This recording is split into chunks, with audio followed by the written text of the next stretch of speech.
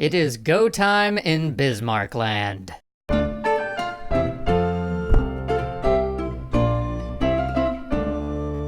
Bismarck had a list, and he was checking it twice. Action item number 1 on that list? Steamroll some Danes. 16 years prior, in 1848, Prussia had invaded Denmark with the hopes of annexing the largely German-speaking duchies of Schleswig and Holstein, but the threat of international intervention had sent them packing. Now it was time for revenge, or at least a very pragmatic seizure of territory. You see, the Danish king had just cacked it, and as basically always happens when a European king checks out, his death left everybody scrambling over the succession. And in this case, that scramble was played out between one staunchly Danish branch of the family and one sympathetic to the Germans. When the Danish group won out, they decided that it was high time to rule Schleswig and Holstein directly, to finally incorporate them into the Kingdom of Denmark, not to leave them as semi-independent duchies with their own weird rules and privileges. This violated a treaty the Danes had signed with the Prussians, though, and gave Bismarck his chance.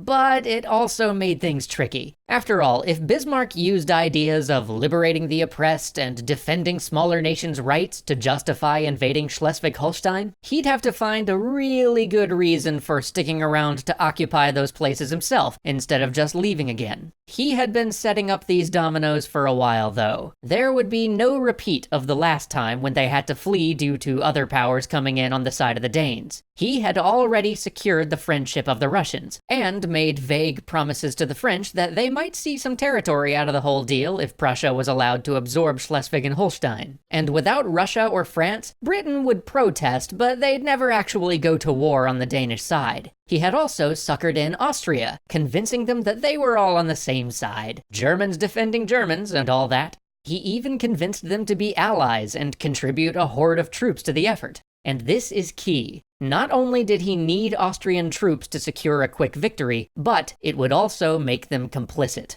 If, after they won, he said that Prussia was going to take territory, the Austrians wouldn't walk away without their share, which not only meant that European public opinion wouldn't turn against Prussia, but also meant that he wouldn't lose the moral high ground in the German Confederacy. And his plan worked perfectly. The combined Prussian-Austrian forces rapidly overran Denmark. The Danes had to grant the independence of Schleswig and Holstein. Bismarck made some ludicrous demands, and the Austrians, not wanting to be left out, eventually caved to a compromise that left Bismarck exactly where he actually wanted to be. Prussia would keep Schleswig, the Austrians would get Holstein, and he would get a small pile of other minor concessions to boot. But Bismarck was always a man of large appetites. He didn't come all this way to only get Schleswig. And so, part 2 of the plan commenced. Operation Make Fun of Austrian Incompetence. He played up everything that went wrong in Holstein, and talked openly about it being a breeding ground for revolutionaries. His sound and fury brought the two nations to the brink of war, but both of their monarchs wanted to avoid such a conflict between brothers. Wilhelm accepted the possibility of war, but forbade Bismarck from explicitly goading the Austrians anymore. But Bismarck's work on that front was already done. He had a backup plan in case war didn't come. Bismarck always had a backup plan. But he spent most of his time trying to shore up alliances, to make sure that Prussia was ready for the fight his king sort of didn't want.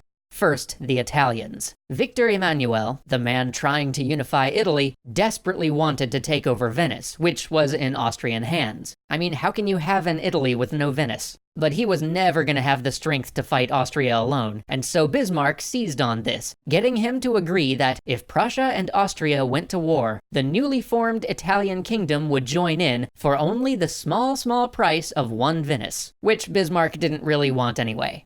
Next, the French. While not publicly successful in securing the French as allies, Bismarck was dealing with Napoleon III here, a man too clever for his own good by half. Napoleon III, who saw himself as the equal of his famous uncle, but really wasn't, took the only course of action that would get him nothing. He wouldn't support Prussia, but he wouldn't support Austria either. This was just fine by Bismarck. Finally, Bismarck kept pressure on Austria, having Prussian officials meet with Romanians and Magyars, Czechs and Serbs, any ethnic minority within the Austrian Empire, all in order to make it look like he was building allies and raising legions of revolutionaries ready to revolt the moment the Austrians went to war. But Bismarck's plans were interrupted by one thing he did not factor in. As he walked down the great boulevard Unter den Linden, 2 shots broke the quiet.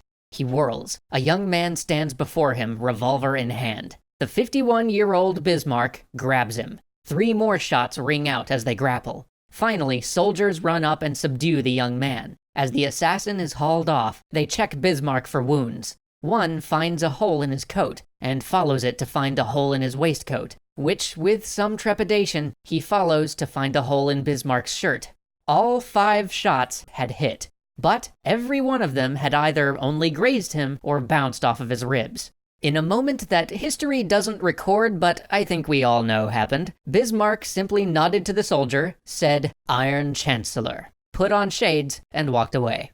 Refusing to let one measly assassination attempt get in the way of a good war, Bismarck went right back to work getting the German-speaking world to tear itself apart. And as rumors swirled, the Austrians felt they had to make a move, so they called the Pan-German Diet in Frankfurt to decide the issue of Schleswig and Holstein. The Diet moved against Prussia, but this played right into Bismarck's hand. The moment the Diet came to their decision, the Prussian representative read a statement that Bismarck had prepared for just such a moment, declaring the Diet invalid and the German Confederation dissolved.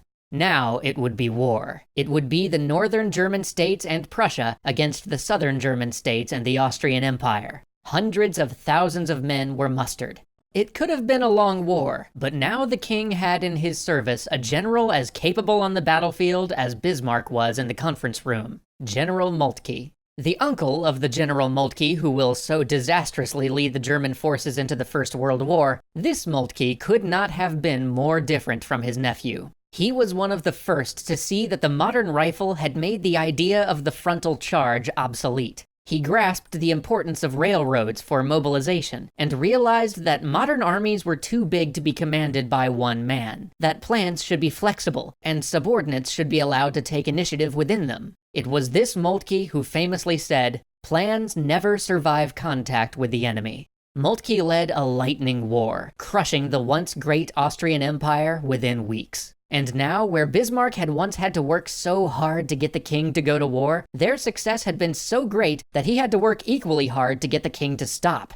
Bismarck realized that they could only push so far before the other great powers stepped in and all of the work that he had done would be undone. More still, he believed that once he had eclipsed them, he might need the Austrians to serve as a balance against one of the other great powers, so he must not impose on them a peace that would leave them hating Prussia. So Bismarck called in his erstwhile enemy, the Crown Prince, the same Frederick Wilhelm who he had so unsuccessfully tried to put on the throne as a toddler, and put him to work reining in his father. Fritz, a lover of peace despite being an excellent military commander, convinced the king to accept the deal that Bismarck had on the table. Prussia would take over most of northern Germany. The German Confederation as a body would be disbanded. Their Italian allies would get Venice, and Austria would forever be banned from any pan-German parliament, or from meddling in German affairs. Oh, and weirdly, Liechtenstein became an independent country, so that also.